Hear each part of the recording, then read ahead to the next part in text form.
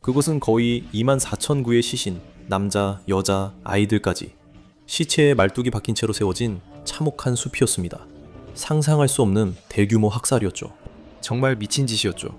하지만 단순한 잔혹함이 아니었습니다. 그것은 무기였고 무서운 전략이었으며 공포의 망령이었습니다.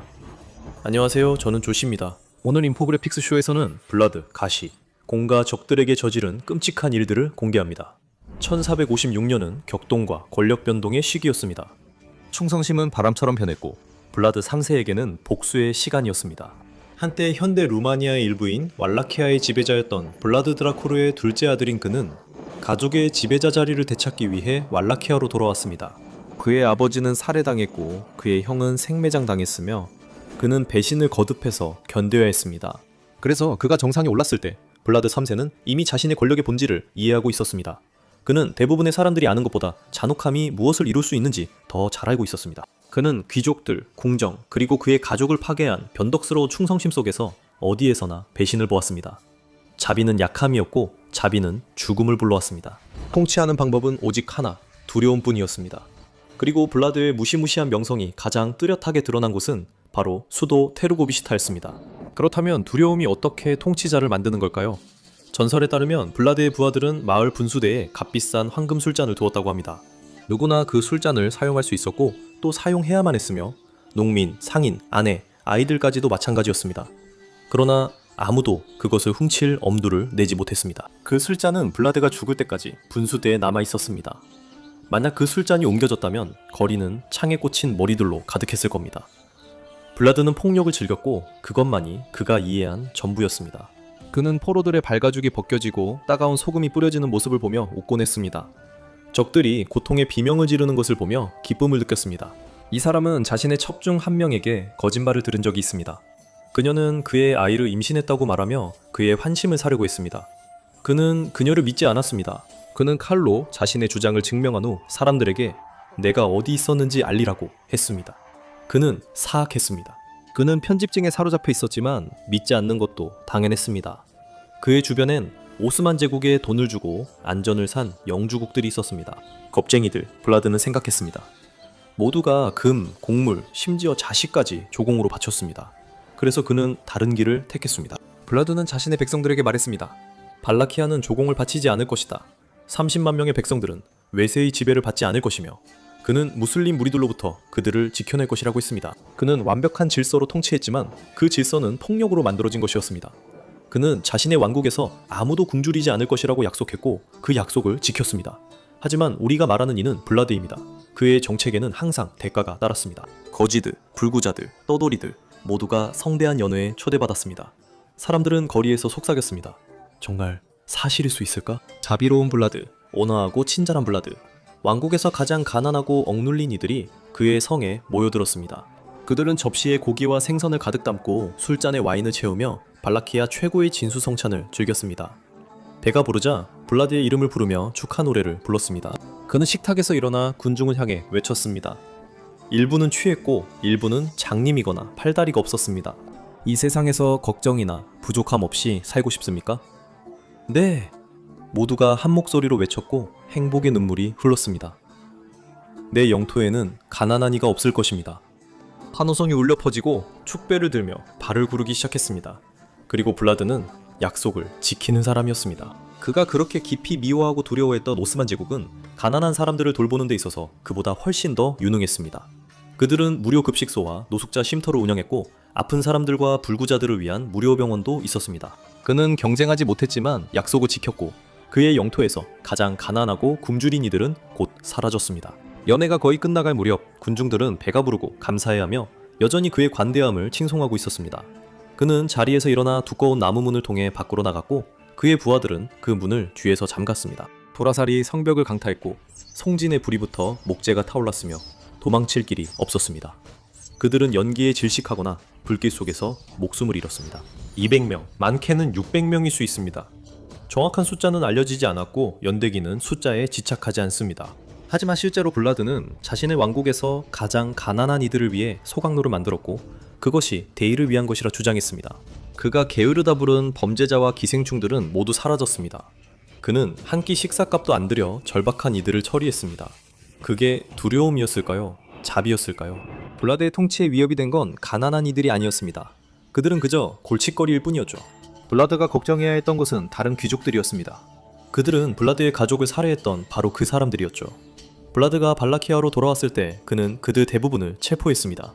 블라드는 그들을 강제 노동에 동원해 자신의 새로운 거처인 포이나리 성의 폐허를 재건시켰습니다. 산 정상, 위험에서 멀리 떨어진 높은 곳에 위치한 이 성은 거의 1500개의 돌계단 꼭대기에 세워져 있었습니다. 이제 그곳은 드라큘라 성이 되었고 숙청된 많은 노약자들이 노동 중 목숨을 잃으며 직접 지은 성이었습니다. 이 복수와 공포 이야기에 소름이 돋았다면, 더 무서운 역사 인물들의 이야기를 듣고 싶다면 좋아요와 구독을 눌러주세요. 주위에 과거의 어두운 면을 좋아하는 사람이 있나요? 이 영상을 공유해 그들이 감당할 수 있을지 확인해보세요. 그가 발라키아로 돌아와 왕자를 되찾겠다고 선언한 것은 단순한 야망이 아니었습니다. 그의 아버지는 현지 보이어들과 헝가리 군대가 연루된 반란으로 인해 왕위에서 쫓겨나 살해당했습니다. 이 같은 보이어들은 그의 맏형의 죽음에도 관여 있었습니다. 그래서 블라드가 돌아왔을 때 그는 대화를 원했습니다. 부활절이었고 그는 발라키아의 거의 모든 보야르들을 자신의 저택으로 불러 모았습니다. 수백 명의 보야르들은 너무 부유하고 강력해 자신들에게 무슨 일이 일어날지 상상도 못했습니다. 블라드의 메시지는 화해의 뜻이었지만 그는 여전히 거짓말을 했습니다. 그들은 사슴고기와 어린 돼지고기를 숯불에 구워 먹었고 고기는 후추와 계피로 완벽하게 양념되어 있었습니다.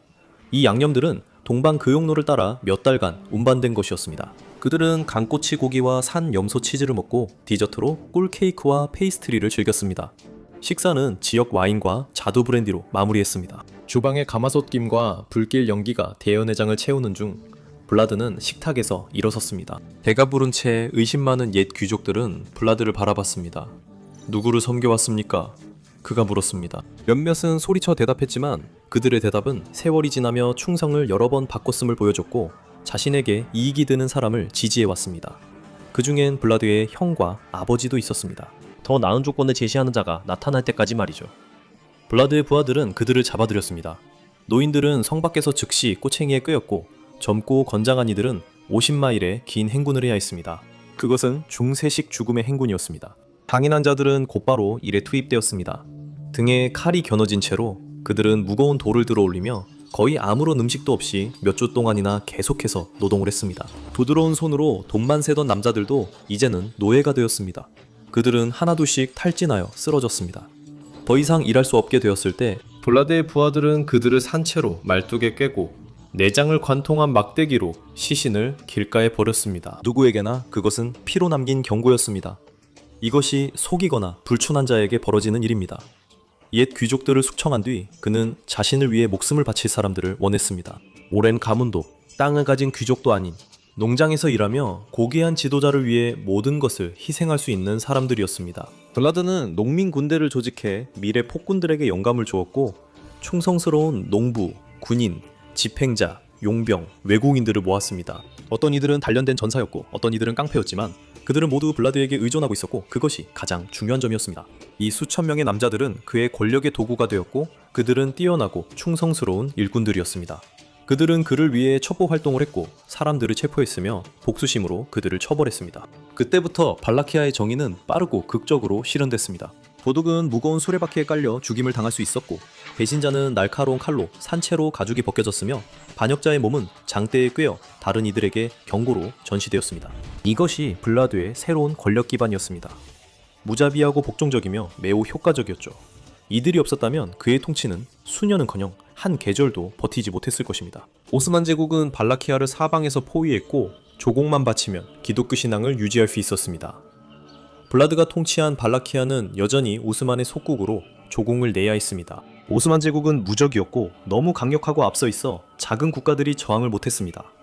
블라드는 어떻게 대응했을까요? 터키인들에게 그는 관용을 거의 보이지 않았습니다. 그들은 화해를 시도했지만 그는 전혀 관심이 없었습니다. 한 번은 그들은 사절단을 보냈습니다.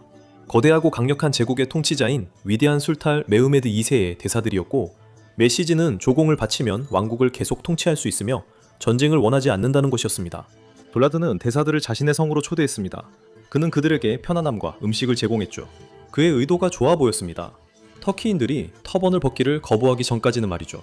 그들은 사과했습니다. 그것은 모욕이 아닌 종교적 관습이었습니다. 블라드는 부하들에게 그들을 한 명씩 붙잡으라고 명령했고 터키인들의 비명과 사과는 무시되었습니다. 블라드의 부하들은 긴 대못을 그들의 머리에 박아 터번을 영원히 고정시켰고 생애가 끝날 때까지 이어졌습니다. 곧 블라드가 질서를 어지럽힌다는 소문이 돌았습니다. 그는 이미 모두의 눈엣가시였고 이제 시작일 뿐이었습니다. 그는 돈과 물자가 필요했습니다. 그의 작은 왕국은 독일인과 터키인 마을, 도시들로 둘러싸여 있었습니다. 그들은 닥쳐올 일에 대비하지 못했습니다. 블라드의 무자비한 군대와 약탈자들은 수세기 만에 최악의 만행을 저지를 준비가 되어 있었습니다. 그는 그들을 이웃 트란실바니아, 브라쇼브와 시비우로 보냈습니다. 이곳들은 번성하는 상업 중심지이자 분주한 무역로에 위치한 많은 독일 상인들의 거주지였습니다. 그들은 부유했지만 무슨 일이 일어났는지도 몰랐습니다. 블라드의 부하들은 약탈뿐 아니라 변두리에 불을 질러 하늘을 검은 연기로 뒤덮었습니다. 사람들은 비명을 지르며 도망쳤지만 한 명씩 베어 넘겨졌고 상인들은 성벽 뒤에서 이를 지켜봤습니다. 블라드는 들판을 말뚝의 숲으로 만들어 수천 명을 꿰뚫어 경고의 메시지를 보냈습니다. 비슷한 양상의 습격이 잇따랐고 대량 학살이 자행되며 그가 지나간 자리는 모두 불타버렸습니다. 그는 수많은 무고한 시민들을 죽이고 그들의 시신을 말뚝에 꿰어 남겼습니다. 그의 부하들은 사람들을 끓는 물이 담긴 가마솥에 던져 넣었습니다. 관리와 시민 할 것 없이 남부 트란실바니아 전역의 마을과 정착지들이 약탈당하고 불타 사라졌습니다. 이것은 공개적인 반란이었습니다. 블라드는 오스만 영토를 습격해 조공조차 바칠 수 없는 마을들이 생겼습니다. 이 가시공, 블라드는 반드시 막아야 했습니다. 유럽 전역에 그의 이름이 알려졌고 그의 행동은 작센 중세 연대기에 기록되었습니다. 예로 그가 한 마을에서 300명을 모은 이야기가 있습니다. 그는 그들 모두를 몇 차례에 나누어 차례차례 삶아서 고기가 부드러워질 때까지 끓였습니다. 그가 살려둔 사람들은 억지로 고기를 먹어야 했고 어머니가 아들을, 남편이 아내를 먹는 일도 있었습니다. 이런 이야기는 중세 타블로이드 언론에 실렸고 그는 미치광이었습니다. 1459년 4월 트란실바니아의 브라쇼브시에서 일어난 사건이 이 비난을 완벽하게 요약해줍니다. 이곳은 산으로 둘러싸인 아름다운 곳이었습니다. 성벽은 블라드 같은 자들이 들어오지 못하게 막아야 했지만 그의 부하들은 집들을 약탈하고 불태웠습니다. 그는 남자, 여자, 아이들을 모두 모아 성 야고보 예배당 옆 언덕으로 데려갔습니다. 그곳에서 그는 부하들에게 자신의 점심 식사를 위한 식탁을 차리라고 명령했습니다. 그는 훔친 음식으로 배를 채우며 남녀노소 마을 사람들이 말뚝에 꿰뚫려 피가 기둥을 타고 흐르는 모습을 지켜봤습니다. 연대기에는 그가 희생자 피에 빵을 찍어 먹었다고 기록되어 있습니다. 피를 보는 것이 그에게 용기를 줬지만 일부 병사들은 같은 신념이 아니었습니다. 한 명이 시체 썩는 냄새에 입을 막자 블라드는 부하들에게 그를 말뚝에 꿰뚫으라 명령했고 이렇게 말뚝 처형을 전략으로 삼았습니다. 말뚝 처형에 사용된 각각의 말뚝은 숲에서 가져온 것일지도 모릅니다. 카르파티아 산맥 기슭에는 나무가 부족하지 않았으니까요. 그리고 그가 불태운 많은 건물들이 나무로 만들어졌기 때문에 말뚝 재료는 충분히 있었을 것입니다. 참나무는 튼튼해서 말뚝에 꿰뚫린 시신을 지탱하기에 이상적이었을 겁니다. 또한 수천 건의 말뚝 처형이 있었습니다. 가지를 자르고 껍질을 벗긴 뒤 한쪽 끝을 뾰족하게 만들었습니다. 시간으로 따지면 말뚝 하나를 만드는 데만 20, 30분 정도가 걸렸고 말뚝을 땅에 고정할 구멍을 파는데 추가로 10분이 더 걸렸을 것입니다. 사람이 말뚝에 꿰뚫린 뒤 블라드의 부하들은 뾰족한 말뚝에 기름을 바르고 몸을 지탱할 만큼 두꺼운 말뚝을 망치로 박았습니다. 그것을 사람 몸에 억지로 넣는 유일한 방법이었습니다. 말뚝과 꿰뚫린 사람은 땅의 구멍에 고정될 수 있었습니다. 그의 체중 때문에 점차적으로 말뚝을 따라 아래로 미끄러졌을 것입니다. 그 사람이 얼마나 오래 버텼는지는 잘 알려져 있지 않습니다. 내부 출혈이 심했을 것입니다. 말뚝이 심장과 폐를 피해도 이집트에서 시행된 말뚝형에서는 어떤 이들이 3시간이 지나도 계속 숨을 쉬었다고 합니다. 인도네시아의 보고에 따르면 1740년 바타비아 학살에서 네덜란드 군인들이 약 1만 명의 중국계를 학살했다고 합니다. 하지만 블라드, 즉 말뚝 공작은 더욱 정교했을 수 있습니다. 연대기들도 이를 시사합니다. 그의 말뚝은 어깨나 가슴으로 무작위로 튀어나오지 않았고 기술도 더 뛰어났습니다. 말뚝은 몸을 관통해 희생자의 입으로 튀어나오게 끝났습니다. 항상 그런 것은 아니었지만 제대로 하면 그렇게 됐죠. 이게 사실이라면 상당한 기술이 필요했을 겁니다. 이들은 외과 의사가 아닌 깡패였고 내부 손상을 조절하거나 뼈를 피하는 것도 어려웠을 겁니다. 그들은 궤적을 알 방법이 없었습니다. 경험을 제외하면 입 쪽으로 관통하는 것이 맞았죠. 실제로는 연대기에서 말하는 것보다 훨씬 더 엉망진창이었을 것이 거의 확실합니다. 그리고 오랜 시간이 걸렸을 겁니다. 문서에는 그가 하루 수천 명, 한 아침에 3만 명도 말뚝에 꿰뚫었다고 기록되어 있습니다. 말뚝이 미리 뾰족하게 깎이고 구멍도 파여 있었다면 말뚝 박는 일이 생산 라인처럼 진행됐을 것입니다. 이 작업에 3명이 필요했다면 아무리 빨라도 아마 10분 정도 걸렸을 겁니다. 그것도 아주 후하게 쳐준 것입니다. 시간당 6명, 하루에 72명입니다. 3명으로 구성된 작업조 기준입니다. 3만 명을 말뚝에 꿰뚫으려면 3인 작업조 417개, 즉 1200명 이상이 필요합니다. 이들이 쉬지 않고 12시간 내내 일해야 가능한 숫자입니다.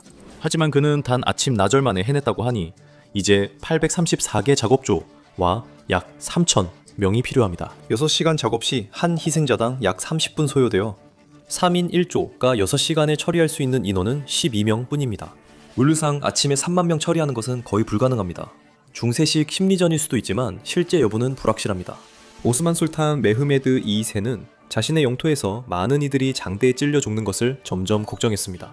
블라드가 지지야, 즉 비무슬림 세금을 내지 않을 뿐만 아니라 살인도 멈추지 않았습니다. 오스만 제국은 반격에 나서 블라드의 주요 동맹인 헝가리 섭정 미하의 신라기를 톱으로 반으로 잘랐습니다. 하지만 일부 자료에 따르면 참수였다고도 합니다. 메흐메드 군대가 다뉴브강을 건넜고 블라드는 일부를 잡아 말뚝에 처형했습니다. 많은 이들이 강제로 징집된 소년들이었습니다. 이 시점에서 그는 민족 청소를 자행하며 만나는 무슬림들을 모두 죽였습니다. 이에 터키인들은 발라키아로 진입해 기독교인들을 학살하며 터키군이 맹렬하게 진격했습니다. 블라드는 도주로 해서 가축을 도살하고 적들이 쓰지 못하게 소원에 독을 탔습니다. 이는 중세의 세균전으로 상황은 점점 끔찍해졌습니다. 블라드는 나병, 결핵, 흑사병에 걸린 모든 병자들을 모았습니다. 그들 각자는 터키식 복장을 강제로 입고 적군 병사들 사이에 섞이라는 명령을 받았습니다. 블라드는 이제 적들을 내부에서부터 죽이고 있었습니다. 오스만 제국은 블라드의 약 3만 명 군대보다 훨씬 많은 15만 명이 넘는 병력을 보유하고 있었습니다. 숫자는 정확하지 않지만 그의 병사들이 모두 훈련된 군인은 아니었습니다. 그래서 그는 비열한 전술에 의존할 수밖에 없었고 이는 효과적이었습니다. 그가 모든 것을 불태워버린다면, 즉 초토화 작전을 펼친다면 뒤따라오는 적들은 굶주리고 쉴 곳도 없이 남게 될 것입니다. 1462년 6월 메흐메드는 발라키아 깊숙이 진격해 타르고비체에서 60마일밖에 안 되는 곳까지 왔습니다. 승리가 가까워 보였습니다. 그리고 6월 17일 어둠이 내린 밤에 블라드가 움직였습니다. 자정무렵 블라드와 그의 기병대는 오스만 진영에 몰래 침입했습니다. 그들은 이미 진영의 구조를 파악해 두었습니다. 그들의 목표는 메흐메드의 천막이었습니다. 경보가 울렸지만 이미 늦었습니다. 블라드의 부하들이 진영을 누비며 어둠 속에서 반쯤 옷을 벗은 터키인들을 학살하자 혼란이 폭발했습니다. 왈라키아 기병들이 천막 벽과 밧줄을 자르며 돌진하자 말들이 놀라 도망치고 천막은 무너졌습니다. 블라드의 부하들이 눈에 띄는 모든 것에 불을 지르자 연기가 자욱해졌고 누가 누구인지 거의 구분할 수 없었습니다. 고함과 비명, 살점이 베이고 잘리는 소리 속에서 블라드의 최정예 병사들이 진영 깊숙이 들어갔습니다. 술탄은 어디에 있는가? 그들은 왕실의 천막을 향해 길을 내며 나아갔지만 혼란 속에서 어쩐 일인지 엉뚱한 천막에 도달하고 말았습니다. 정확한 상황은 밝혀지지 않았지만 메흐메드는 이미 떠났고 오스만 경호원들에게 둘러싸여 있었습니다. 기습 효과는 사라졌습니다. 새벽이 오기 전에 블라드와 그의 부하들은 말을 타고 떠났고 자신들보다 훨씬 더 큰 군대를 물리칠 수 있었던 최고의 기회는 사라지고 말았습니다. 하지만 이번 기습은 아무도 상상하지 못했던 사실을 증명했습니다. 블라드의 오합지졸 농민, 살인자, 도둑들로 이루어진 군대가 그 임무를 해낼 수 있다는 것이었습니다. 그들은 하룻밤에 약 15,000명의 투르크인을 죽였습니다. 오스만 제국은 모두가 생각한 것처럼 무적이 아니었습니다. 이 소식은 교황 피우스 2세에게도 전해졌습니다. 그는 블라드가 가시공로서 자연의 힘 같은 존재란 말을 들었습니다. 같은 교황이 십자군을 명령한 후 블라드는 가톨릭 교회에서 유럽을 이슬람으로부터 구하는 떠오르는 영웅으로 부상했습니다. 하지만 메흐메드는 포기하지 않고 군대를 재정비해 타르고비시테 점령에 집중했습니다. 이번에는 마침내 도시에 진입했는데 성문은 열려 있었고 도시는 매우 조용했습니다. 그의 앞을 막는 병사는 없었습니다. 그를 맞이한 것은 악취, 썩어가는 시체의 끔찍한 냄새뿐이었습니다. 약 2마일 길이와 반마일 너비에 걸쳐 말뚝에 꽂힌 시체들의 숲이 펼쳐져 있었습니다. 이것은 심리전이었습니다. 그 시체의 숲을 눈앞에 두고 메흐메드는 후퇴 명령을 내렸습니다. 공포의 망령이 효과를 발휘했고 훨씬 더 강력한 적에게 맞서는 완벽한 전술이었습니다. 그 승리는 유럽 전역에 소문이 퍼졌습니다. 놀랍지만 무자비한 인물 블라드 드라큘라라고 불리는 용의 아들은 굴복하지 않는 오스만 제국을 겁에 질리게 했습니다.